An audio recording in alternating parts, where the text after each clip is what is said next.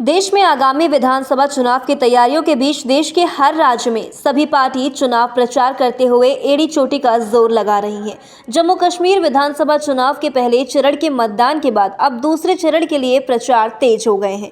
ऐसे में आज कांग्रेस के नेता प्रतिपक्ष राहुल गांधी ने जम्मू कश्मीर के पुंछ पहुंचकर जनता को संबोधित किया और साथ ही लोगों से कांग्रेस विपक्ष के प्रति मतदान के लिए अपील की।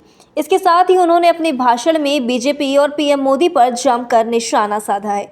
भाषण के दौरान कांग्रेस महासचिव यानी कि राहुल गांधी ने भाजपाइयों और साथ ही देश की सरकार पर हमला करते हुए जम्मू कश्मीर की जनता से बोला कि भारत में एक केंद्र शासित प्रदेश को बदलकर राज्य बना दिया गया है। एक राज्य के दो हिस्से भी कर दिए गए हैं, लेकिन भारत के इतिहास में पहली बार यहाँ एक राज्य को बदलकर केंद्र शासित प्रदेश बना दिया गया है, जिसे यूनियन टेरिटरी कहते हैं।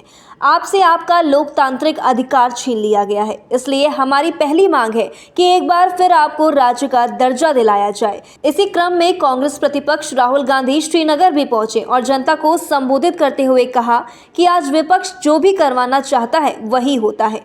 पीएम मोदी सरकार कानून लाती तो है, हम उनके सामने खड़े हो जाते हैं, फिर वे यू टर्न ले लेती है। राहुल गांधी ने कहा कि पीएम मोदी का कॉन्फिडेंस बिल्कुल खत्म हो चुका है, उनका साइकोलॉजी भी हमने तोड़ दिया है। पीएम मोदी पहले जैसे थे अब वह वैसे नहीं रहे, हमने पीएम मोदी को साइकोलॉजिकली तोड़ दिया है।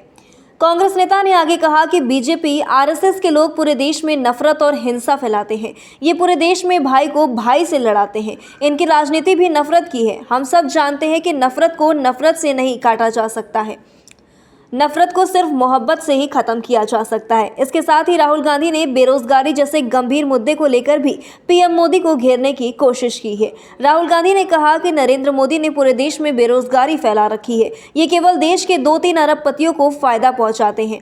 एक तरफ मोदी सरकार ने चंद अरबपतियों का 16 लाख करोड़ का कर्ज माफ कर दिया, दूसरी तरफ नोटबंदी और गलत जीएसटी लागू कर छोटे व्यापारियों और एमएसएमईज को खत्म कर दिया। इसका नतीजा ये हुआ कि आज देश में कहीं भी रोजगार नहीं बन पा रहा है। तो ऐसी ही खबरों से जुड़ने के लिए देखते रहिए लिली न्यूज़ ऑफ इंडिया।